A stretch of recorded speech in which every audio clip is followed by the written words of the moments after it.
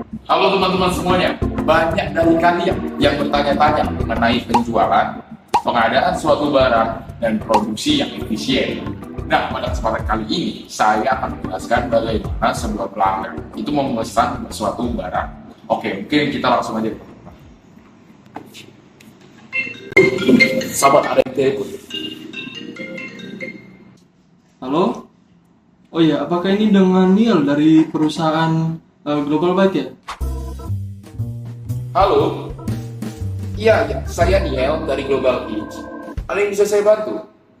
Oh iya.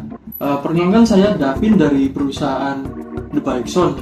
Nah, kami ini ingin memesan 100 sepeda yang berwarna merah ya. Untuk pesanannya apa bisa tolong bantu dibuatkan? Oh, oke, Vin. Tentu saja, aman aja. Saya akan buatkan penawaran untuk Anda. Nah, setelah itu, saya akan siapkan pesanan yang sesuai sama kebutuhan. Oke lah, Vin. Oke, saya tutup ya pembicaraan ini. Bye-bye, Vin. Setelah pelanggan setuju dengan penawaran ini yang diberikan, langkah selanjutnya adalah membuat pesanan yang resmi. Nah, setelah pesanan itu diterima, langkah selanjutnya saya akan berkoordinasi dengan tim lain untuk memastikan bahwa bahan baku dan proses produksi itu tersedia. Halo, Angel. Waduh, stok baru sepeda itu kosong. Gimana ya? Coba ini aja. Tolong kamu pastikan bahwa kita itu bisa mendapatkan materi dari vendor yang tepat. Karena stok sepeda yang diminta Davin kosong, aku harus cek dan pastikan bahwa bahan bakunya tersedia. Ini penting karena tanpa material yang mencukupi, kita nggak bisa memulai produksi. Ya. Oke, tenang aja nih ya, aku akan menghubungi beberapa vendor untuk mendapatkan bahan baku dengan harga yang terbaik. Nanti pastinya aku akan bandingkan tawaran mereka untuk memastikan kita dapat yang terbaik. Oke, sekarang aku akan menghubungi kedua vendor aku yaitu Burju 1 dan Burju 2.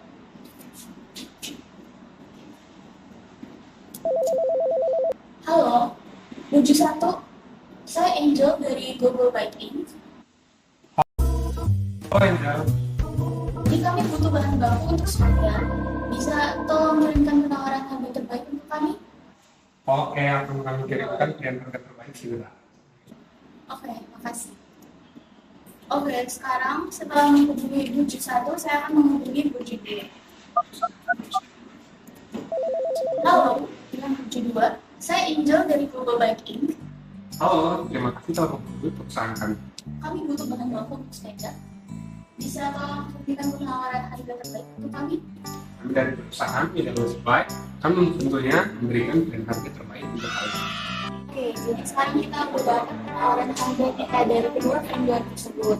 Ada Burju 1 di angka 75 juta dan Burju 2 di angka 50 juta.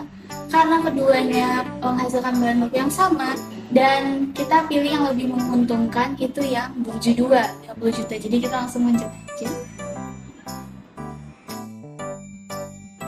Oke, jadi kita udah mendapatkan penawaran harga yang terbaik yaitu dari vendor 2. Langsung aja hubungin if. Halo, apakah ini dipelajari produksi? Oke. Jadi saya sudah mendapatkan materialnya. Barangnya akan dikirim dalam 2 hari kerja. Oke. Oke, karena bahan baku sudah diterima di gudang, maka proses produksi dapat segera dimulai. Tim produksi akan memastikan setiap unit sepeda memenuhi standar kualitas yang telah ditentukan sebelumnya. A few moments later. Oke, akhirnya proses produksi pun selesai dan menghasilkan sepeda merah berikut. Halo Niel, proses produksi sudah selesai dan bisa disampaikan ke customer untuk melakukan proses pengiriman ya. Oke, Diva. Jikalau pesanan sudah siap dikirim, saya akan sampaikan itu ke Davin. Oke, Vin. Ini pesannya sudah siap dikirim ke tempatmu ya. Oke, ditunggu aja ya, Vin ya. Oke, jadi proses pengadaan, produksi, pengiriman itu bisa berjalan dengan lancar jika semua bagian perusahaan itu saling bekerja sama.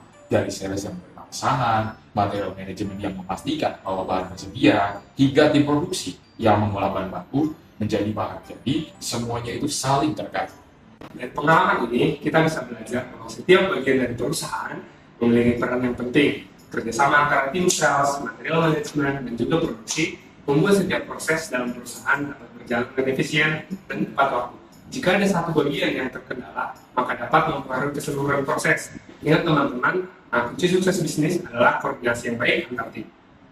Jadi teman-teman, itu dia gambaran umum bagaimana proses bisnis berjalan dari awal hingga akhir. Semoga teman-teman paham ya, bagaimana semua perusahaan bisa mengelola berbagai proses secara efisien. Sampai jumpa di vlog berikutnya ya teman-teman. Dadah. Jadi kesimpulannya dalam bagian sales kita belajar bagaimana pentingnya untuk memahami kebutuhan customer dan memastikan bahwa pesanannya diproses dengan cepat dan tepat. Tanpa komunikasi yang baik dengan customer, proses berikutnya itu bisa menjadi terhambat. Sedangkan dari bagian material manajemen kita bisa mengambil kesimpulan bahwa mengelola stok barang dan bekerjasama dengan vendor yang tepat sangat penting agar pengadaan material bisa tepat waktu dan berkualitas. Jika ada masalah pada bagian ini, maka seluruh proses produksi bisa menjadi terhambat. Selanjutnya, proses produksi yang efisien sangat bergantung pada ketersediaan bahan dan juga proses perencanaan yang matang. Kerjasama antara tim pengadaan dan produksi sangat krusial agar permintaan yang diinginkan oleh customer dapat selesai dengan tepat waktu. Jadi intinya, semua bagian itu harus saling bekerja sama karena setiap langkah dalam proses bisnis itu saling berhubungan. Kalau misalnya ada satu bagian yang terganggu, maka bagian yang lain pun akan berpengaruh atau terpengaruh. Nah, kalau misalnya semua bagian tersebut saling bekerja sama, maka hal tersebut akan meningkatkan kepuasan dari pelanggan sehingga perusahaan dapat terus berkembang lagi jadi lebih baik.